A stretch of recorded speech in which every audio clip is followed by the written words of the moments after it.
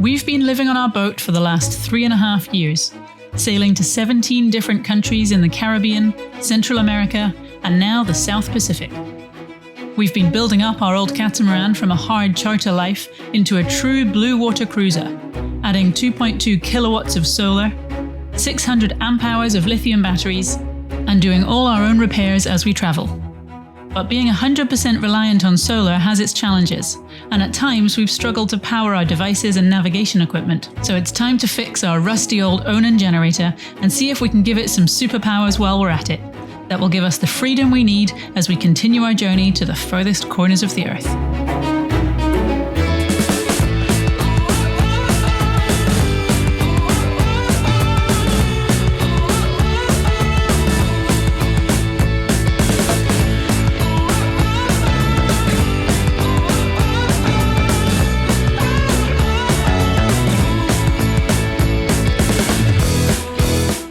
Now that we've got both engines in and up and running and working, we are heading back into the marina today to add a third one.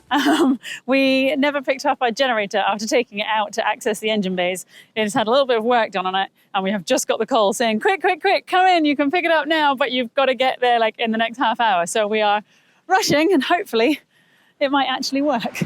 You've got to love a last minute plan, haven't you? Yeah, with like 2 minutes notice, and the marina, well, not the marina, the airport is the thing that closes and we have to get permission to cross, right? So yeah. We've got to race across the end of a runway, and there is literally a plane landing in front of us right now in order to get to the marina in time to go up to his workshop to get back down to fit the generator and finally get away again. Yay! It has to be said, life with 2 engines, I have missed this. It is so much easier. You can do anything you like. You rest, you can like turn on the spot. It really takes no effort at all. I'm loving it. I think we're back in the zone. This is the very last thing we need to do, really. Or, well, the very last sort of major boat-related thing we need to do. Actually, that's not true. We've got quite a few projects still to do. This is like a big one, though. This has been waiting for a really long time. So if we can get this one ticked off, then like getting 2 engines that work, our life gets significantly simpler and a lot more opportunities open up. So it's quite exciting, albeit very rushed at the last minute to do this part. I just hope it all clicks together and just magically works, because yeah, Laurent's message, he actually rewound, if you can imagine this, you know, like transformers and exciters, so our exciter stator had rusted basically and snapped. He literally rewound the copper wires around this, I don't know, twice the size of a football-sized coil. It took him a while, and I'm so grateful he did it, because I mean, whilst we have a lot of interesting evenings to sit down and do that kind of thing, it would take a lot longer for us to do it. So he has rewound it. It is supposedly working. However, he did say there's 1 or 2 little errors popping up to do with cooling and things like that, which I think we can handle. So fingers crossed, it all just goes smoothly. Just to make this whole thing that little bit more exciting, if you watched our engine series where we came into the marina with only 1 working engine, and we were like, oh, a bit nervous, they're putting us on the work stock, which is quite close to all of these like luxury super yachts. Well, today there is another boat on the work stock, so we can't go there. So they were like, well, there's a super yacht has gone out for the day, so you can just take his spot. So we're literally going to be right next to these, I don't know, $1 million, $2 million, $10 million boats. At least we've got 2 engines, I suppose. Definitely can't hit them.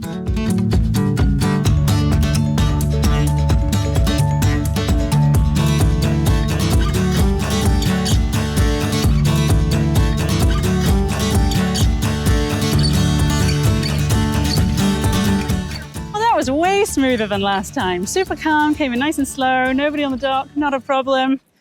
I recommend doing that with 2 engines. It really helps. Good job, that was perfect. 2 engines is cheating, really, isn't it? Should we give 1 back? If you're listening to this, we're not giving any back, ever. That was a breeze. That was You're beautiful. just gonna glide in nicely. The conditions just chilled out for us just in time. Yeah. The dock hand came by, didn't even say you're in the wrong space. That's nice of them. Perfect. We should always come to super yacht docks. We fit right in. So we've just got word that the generator is at the security gate. However, it's just past 5 o'clock, so we're not too sure if they're going to let him in or not. Fingers crossed he does, because then we can get this slung on board tonight And then tomorrow's an awful lot easier, because that means tomorrow we can just slip the lines, go right back to anchor, and then we'll finish installing everything. Okay, it is pretty incredible what Laurent has done. So, as we said, he has done all the windings again. What we didn't realize he was doing, maybe it was lost in translation, maybe he's just such a nice guy, but he's made a whole new base plate for the generator, which is a big sheet of metal with support stanchions for the engine to rest on. It's like a proper welding job, and he's done the whole thing. And then, not only that, he has resprayed with white paint most of the engine. So where it looked all grotty and rusty before, he's cleaned off all the rust that he could. Admittedly, that means the generator is a bit lighter. And then he's covered it in paint to stop it corroding as quickly or as fast, so or as much, I should say. So it's really good. The only scary thing is we now have to try and get this thing onto the boat, into the engine bay, using this sort of rackety old chain hoist. And we are right next to a bunch of super yachts, and they've got customers on board. We've just arrived on this lovely holiday that they've probably spent a fortune on, and we are now going to make a ton of noise, not swearing, but, you know, screaming. And while they're having their, I don't know, margaritas or whatever cocktails rich people have. I don't do cocktails. What we kind of forgot we had to do is disconnect our rudder system again. So Iain is back down in the engine bay, taking all this off because we need the absolute maximum space possible to get the generator down through the gap and then plonk it on the shelf. The problem is we did it so well. Everything's nice and snug and really tight. Oh no! We're all finished and fresh, and then totally forgot we're gonna have to take all the pieces again and do it all over again. What were we thinking? I don't know. We even just recalibrated the autopilot, and I'm about to disconnect the rudder sensor. Oh my goodness. We'll have to do that again as well. I'm also going to point out the number of you said that they have a heart attack whenever they see these adjustable wrenches. It's all we have. We need to remember we're not real mechanics. We're making it all up as we go along, and this is the tool we have. In fact, I'll give you more of a heart attack. I'm speaking to you, Trev. Sometimes we use this.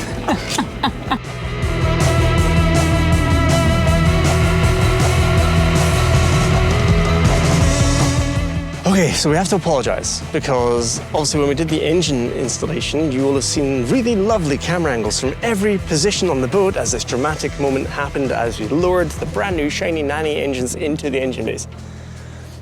It's nighttime, that's not gonna happen. That's it, I'm sorry. We've got like a light precariously balanced on top of the camera. It may fall off, It and so probably then will. you won't see anything anymore. Sorry. Right, here we go. I just stubbed my toe. Oh. So in the swell, it lifts up like that and then lands back down on the wood, and it's challenging. Let's just say challenging.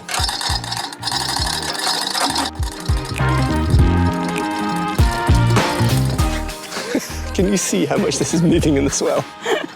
It's terrifying, isn't it? So now that Brownie's released the red line that was holding the boom out, basically, I'm just stopping it from swinging into the boat. Okay, walking it around. If you can push it out as best you can as well. Yeah. That will be a good thing. Almost. And the boat's going too far away for me to step down. Okay, it's rolling around the thing towards the boat. Like that.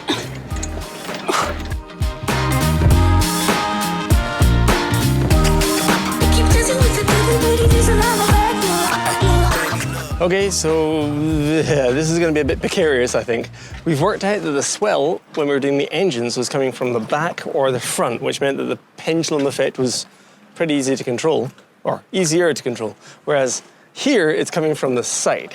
So the minute we lift this generator up, it's swinging wildly left to right, and we are very pushed, challenged.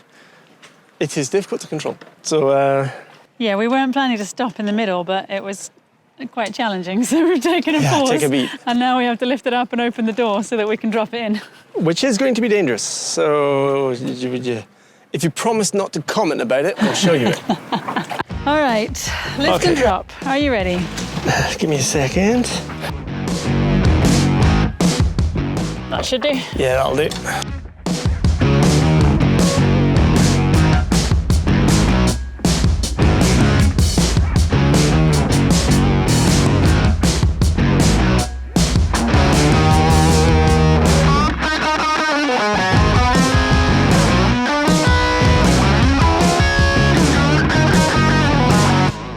It went on a little bit later than we expected, and we were trying to do it quietly without disturbing our neighbours. And the good news is the generator is in. It made it all the way down. It made it onto the shelf that Bryony put back together beforehand.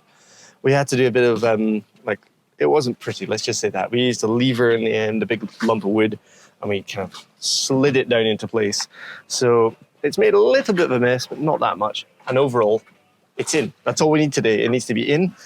Later today, once we're off the wall, we can bolt it down, we can wire it up, we can plumb it in, that'll be fine. But in the meantime, to do all of that, we need to have our steering back. So this morning's task is to basically coat everything up with Tef gel, because this piece is aluminium, but our steering, our rudder post is stainless steel. So we need to make sure that we electrically isolate the two different types of metal. That's my first job of the day. And then once we've got steering back, I think we can leg it.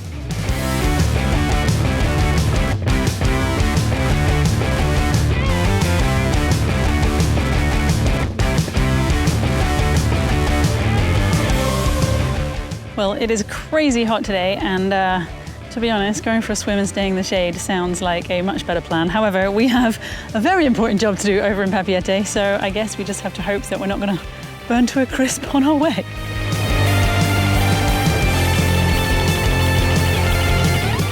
So this dinghy ride is becoming very, very familiar now to us. The number of times we have come up from the anchorage all the way up into Papeete. And somebody was saying the other day, oh, it must be really nice to be somewhere that is like, you've been there for a while and you're getting to know the place. And we were like, I don't know, we're not used to that. We usually move between places at a much faster rate than this, and it's almost disconcerting to feel familiar somewhere. So hopefully this is one of the last times that we have to do this dinghy ride, and then we're going to fix that problem soon. I mean, that's a properly Titanic-looking boat, isn't it? Although I don't think you can really say that about boats these days. It has other connotations. Okay, first things first. What's up, Limpy? I'm trying to make it look like I'm walking so normally, but I can't really disguise it. Putting my flip-flops on was a little bit of a challenge. Bryony's being an old woman today. What happened? Explain yourself. She's injured. Let's just be nice and honest for a second. Some compassion. Let's leave it at that. I hurt my foot. No big deal. Nothing weird about the way I did it. Yeah, exactly. How does one hurt their foot on a boat, Bryony? I mean, it could have been running rigging, right? That's dangerous. Or maybe some fiberglass damage, or maybe climbing out of an engine bay. Yeah, hardcore. What did you do? Well, actually, just confess. Some of you might know this if you've been following for a while, particularly on socials. I have the slightly odd hobby of writing parody songs. And in particular, for our nieces and nephews, every time they have a birthday, I write a song for them and I make a little silly music video because I miss them hugely being on the wrong side of the world. So our niece just turned 5 this week. Happy birthday. And I was making her a video and dancing around. And in the very last shot of the video, I just slipped on the front and I fell down onto the trampolines and my foot went right through the little gap. Our trampolines are designed in such a way that the mesh is actually quite tight knit, so you can't fit through it. You managed to find the one part of the entire boat where that can happen. Just where it's like strung on along the side, there's these gaps that are almost foot size. Kind of like where you'd put the springs on a normal trampoline. Yeah, exactly. The dangerous bit that everybody knows. And yeah, I just nearly fell through it and I bent my toe right back. Fell through it. You're not that excellent.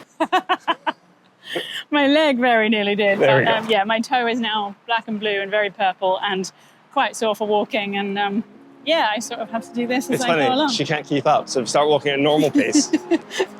Come on, up you get. I just look like I'm power walking. I'm training for the Olympics. Okay, so it's about time we explained what we're actually doing. So if you've been following, you know that we worked on our engine install and that it maybe took a little bit longer than we planned. What we figured was, as soon as we'd finished the engines, we could start exploring again and see a little bit more of French Polynesia. Unfortunately, our visa has started to run out. It's getting close. So we don't really have many options except to try and extend it. When we took our initial visa, we already knew that 3 months wouldn't be enough. So we applied for the long stay. And when we did that, finally got denied, and then we got that all worked out. And that gave us 12 months, but the engines have kind of meant we kind of limped our way through the last 12 months, kind of stolen from us a little bit. We didn't show nearly as much of French Polynesia as we hoped to. So we're going to try and apply to extend a whole extra 12 months.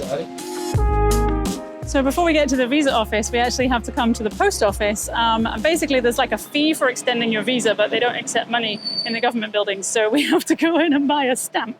And then we're not sending a letter, we're just giving the government the stamp. So we have to buy a stamp that is $90 US, and that covers the fee for both of us for a year. Not quite sure what you would be sending in the post to need a stamp that's worth $90. But hey, they have one here, so we're going to buy it and then carry our little tiny bit of paper, like a little ticket, around and give it to someone else.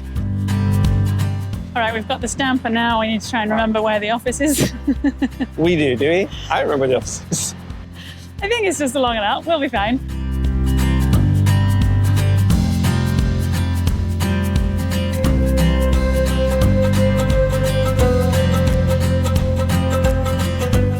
Well, we're sort of mostly successful. The system has actually changed completely since we applied for our visas last year. So now we have to like get all of our official documents translated into French by like an official Rubber person stamp. with a stamp. Someone with a stamp has to stamp all the documents, which we knew, and you were ahead of the curve on. Yes. So you got everything done. They said that all of the paperwork that we submitted has been accepted, which is good news. But we now need to prove our address, and because we live on a boat, we don't have an address. We don't have one. So they were like, maybe the marina. Like, we don't use marinas, we're not in a marina.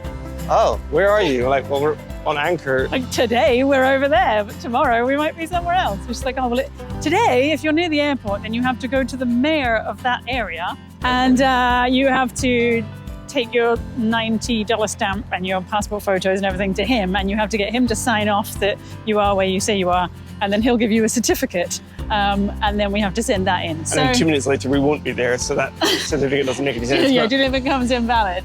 Our visa is only valid while we're in that exact spot.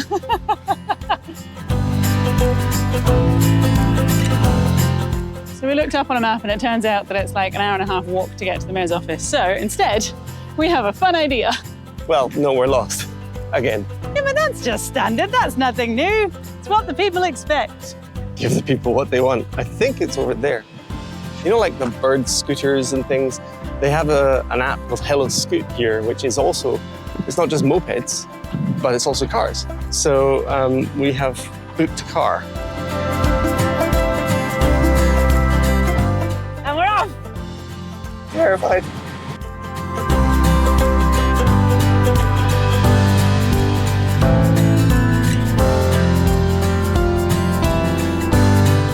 So I don't know how, but we have managed to find the City Hall of Faha. We're gonna go and meet the mayor! So I'm not sure what I expected from the mayor's office of French Polynesia, but I don't think it was this, but this is cool. Every mayor's office should look like this, like tiki statues around, thatched roofs, palm trees. It's great. Okay, first try fail. Not so successful. We got kicked out the mayor's office. Oh, yeah, it happens. No, apparently. Front door's here. Wrong way. There's loads of different buildings all around for like the different departments, but we have to go to the main one and get a ticket first, and then maybe they'll tell us where to go. Something like that. We'll work it out. In a slight twist, we've just been told that we're being reported to the police station.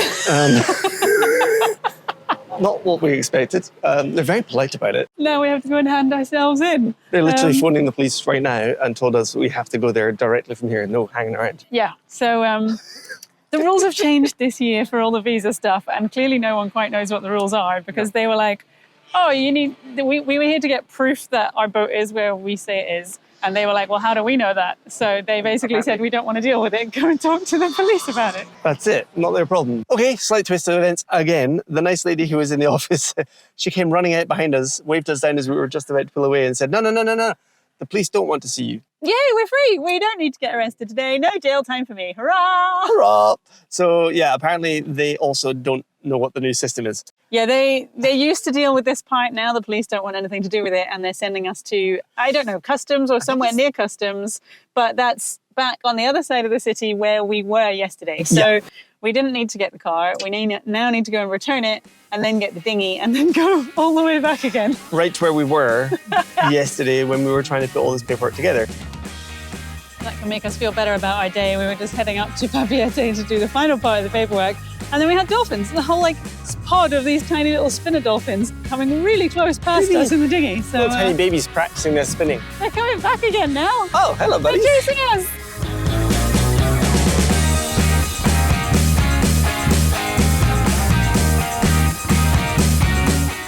decided to divide and conquer. So I've dropped Iain off. He has gone to buy some more boat parts while we're here, and I'm going to try and find the right building and then get all this paperwork ticked off once and for all.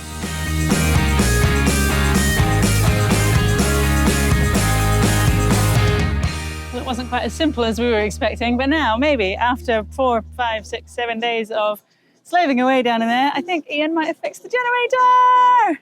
Oh my goodness, that has been an absolute mission. So what happened? Okay, so we had to get the stator rewound, which is a giant coil of wire in this end of the generator. And that now looks pretty fresh and clean. Yeah. We then had to redo the electronics because we've worked out a bit of a sneaky secret, which we'll talk about in a minute. Then we got it firing eventually after rebuilding all the plumbing at that end, because it turns out that the case was so corroded that even the mounting points for all the raw water hoses and everything had just disintegrated. It was not happy. So that's all kind of hanging a little bit loose now, but it'll be fine. Then what else did we have to do? Then we had to figure out a way to splice back in the fuel lines because the fuel line fitting had corroded. And then I got it running. I was like, yay, it works. Except it would then shut down after a few minutes because it said it had no flow, which is a little sensor back here, which is quite common to break. But I didn't think it was broken because we hadn't broken it. Yeah. So I was convinced that was not the problem. And I faffed around a few things. And eventually, after going through all of the raw water system, it was obviously the most obvious thing. Our impeller. Yeah, that does not look happy. I mean, I can't really see it in all the shadow, but yeah, it does not look happy. Basically, it should be like a bit like a rubber fan, and instead the blades are all over here and there's not much left. So there's not much of a surprise that we weren't seeing any raw water coming out the side of the boat. Now I've replaced the impeller, found as many of the parts as I think I need. Maybe you can do a jigsaw later. Yeah, thanks. Yeah. And I think that means I can start, and it should eventually spit seawater out the side and run. Please, please, please, please, please, please, please.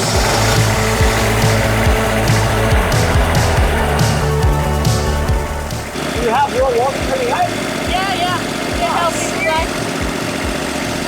I think it's alive. Oh my goodness! So we have not had a working generator for, I'm going to say, more than 2 years. We never really used to use it. Our solar was enough. We then beefed up our solar even more. But there are definitely times when it would have been useful. You might remember our very stressful week in the middle of our Pacific crossing when we had lightning overhead for 7 days straight. And we had to basically almost completely run out of power. Not a good situation to be in. So there's battery backup and just some other very exciting things that are the main reason behind trying to get this working again. And we have been traveling all around the world, trying to find mechanics in every country to help us figure this out. And if we've done it now, that would just be crazy. Nobody could fix this in Trinidad, St. Martin, Colombia, Panama, and anywhere else in French Polynesia. And it looks like you just did it. Wow, that's ridiculous. And then the bit we didn't explain earlier, the reason this is so exciting, you might have just said this, but I hinted at it, I didn't give it away, but go for it, do the big reveal. Finally, I guess this. So our generator is a 110 generator. It's a US voltage generator, which means it runs 110 devices, which the boat was originally set up for, kind of. However, we don't only have 110 devices, and we're no longer in the US or anywhere nearby, so most of the things we buy are not 110. So I did some reading, and there's a hack, and so our friend Laurent, who did the rewinding of that coil for us, I asked him while he was in there to make our generator dual voltage. Yeah, I have no idea how this works. I'm not even sure if it's supposed to work, but this is one of Iain's magic trickery things in his brain where he's like, but surely let's just throw some logic at it and just beat it around until it does the thing I want it to do, because why can it not? Why should I be restricted by the laws of physics? Yeah, so basically we can run 110 devices and 240 devices at the same time from the generator, which might mean that we can do like extra fancy charging and we can run extra fancy toys. Oh my goodness, this is gonna change everything. Yeah, we've been like 100% solar for 3.5 years, 4 years. Yeah. Like all we've done is solar, so we're not desperate to burn a lot of diesel, but in light of not having enough money. Yeah, backup, and we don't have enough money to replace or add more batteries to the boat right now, so this is the answer. Yeah. This working thing is the answer. Oh, awesome job. It's still going and it's been more than 2 minutes. It hasn't turned off. Well done. Yeah!